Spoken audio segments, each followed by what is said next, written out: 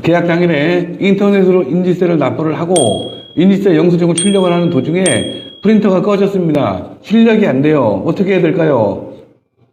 걱정하지 마십시오.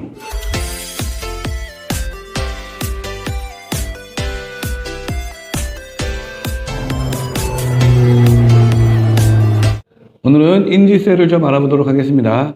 인지세법 1조에는 어떻게 되어 있느냐면 국내에서 재산에 대한 권리 등의 창설, 이전, 변경에 관한 계약서나 이를 증명하는 문서를 작성한 자는 해당 문서를 작성할 때 이 법에 의해서 그 문서에 대한 인지세를 납부를 할 의무가 있다. 이렇게 되어 있습니다. 우리가 계약서를 작성을 해요. 이렇게 하면 권리가 생기죠. 이전도 되고 변경도 됩니다. 이럴 때마다 인지세를 납부를 해야 된다. 이런 얘기입니다.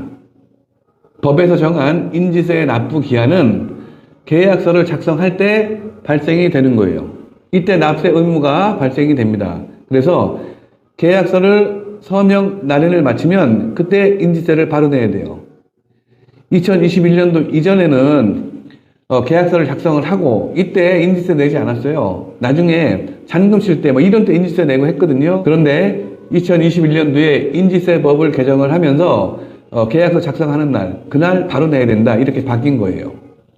더불어서 기존에는 그 가산세가 소액이었거든요. 그래서 별 의미를 두지 않았는데 이제는 가산세를 엄청 확대를 했어요. 그래서 적극적으로 가산세를 추징하겠다. 그러니까 우리는 계약을 할 때 반드시 인지세를 챙겨야 됩니다. 부동산 거래의 인지세는 변경된 법령에 따라서 계약일 또는 전매, 매매할 때마다 납부를 해야 돼요. 100번 전매를 하면 인지세를 100번 납부를 해야 됩니다. 자, 분양 계약서를 발행을 하게 되면 우리는 그 인지세 납부 영수증을 계약서와 함께 보관을 하시는 것이 좋습니다. 라고 계약자한테 안내를 해주는 게 훨씬 좋아요. 잊어먹지 않거든요. 나중에 전매할 때도 필요합니다. 그래서 계약서하고 같이 보관하는 걸 권장해 드립니다. 인지세는 계약할 때뿐만이 아니고 중도금 대출 받을 때도 인지세를 내야 돼요. 그래서 계약을 하면 인지세를 2번 내게 됩니다. 계약서 발행하는 당일에 인지세 납부해야 되고요. 그 다음에 중도금하는 날, 중도금할 때 인지세를 내게 되는데 이때는 중도금 대출 은행에서 절반 정도 부담합니다.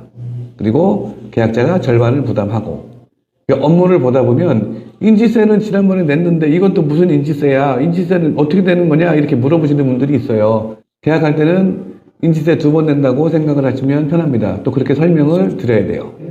인지세의 납부 세액은 얼마고 납부 기한은 언제고 납부 기한 내에 납부를 하지 않았을 때 가산세는 얼마가 되는지 같이 한번 알아보겠습니다.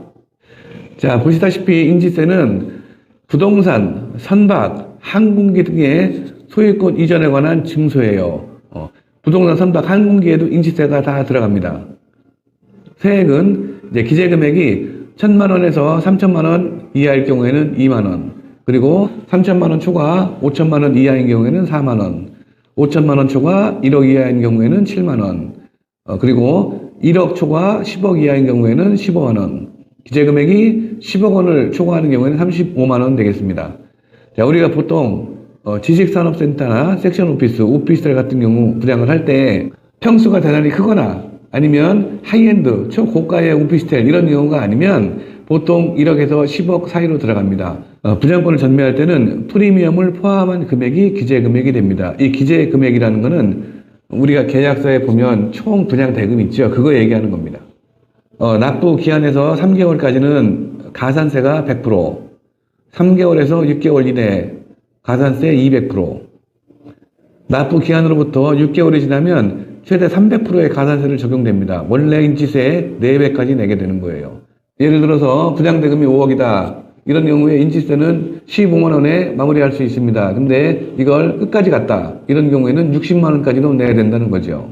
다음에 인지세 납부 방법은 오프라인에서도 가능하고요. 온라인에서도 가능합니다. 오프라인은 가까운 우체국 또는 은행을 방문하면 어렵지 않게 인지세를 납부할 수 있습니다. 그리고 온라인은 전자수입인지 포털 사이트에 접속을 해서 종이문서용 전자수입인지를 구매를 클릭을 하고 그 다음에 순서에 따라서 전자수입인지를 발급받으시면 됩니다.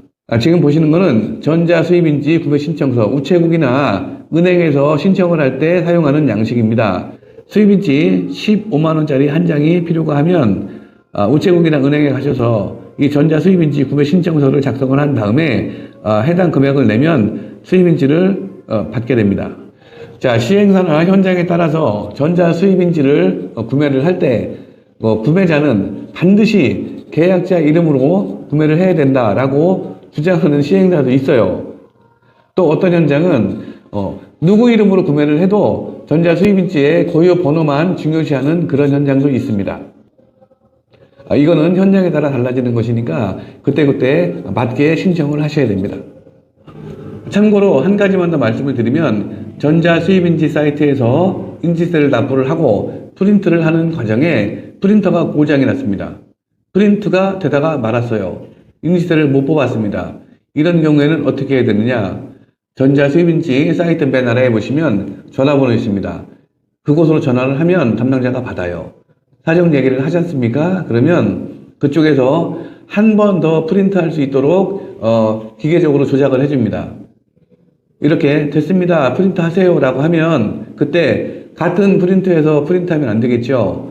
내 공인인증서를 가지고 프린트가 잘 되는 컴퓨터에 가서 거기서 다시 접속을 해서 프린트를 하면 프린트가 잘 나옵니다. 당황하지 않으셔도 됩니다. 그리고 이렇게 한 번 더 기회를 주는데 이것도 기간이 지나서 2주 정도가 지나면 아예 그 기회조차 날아갑니다. 어떻게 할 방법이 없어요. 한 가지 더 말씀을 드리면 발급받은 전자수입인지는 쓸모가 없어졌어요. 이건 안 써도 될 것 같아. 이런 경우가 생길 수 있지 않습니까? 이럴 때는 우체국이나 해당 은행에 가셔서 환불 신청하면 환불 받으실 수 있습니다. 정리하겠습니다. 전자수입인지는 계약서 발행일까지 납부를 하고 수입인지 영수증을 발급을 받아서 제출을 해야 됩니다. 만약 이렇지 않을 때는 가산세가 붙게 되고요. 가산세는 하루만 지나도 2배가 됩니다. 전자수입인지를 발급받는 방법은 오프라인, 은행이나 우체국에서 수기로 작성을 하고 발급받을 수 있고 온라인에서 전자수입인지 포털에 들어가셔서 필요한 사항을 기재하시고 발급을 받으시면 되겠습니다. 자, 오늘은 인지세 알아봤습니다. 감사합니다.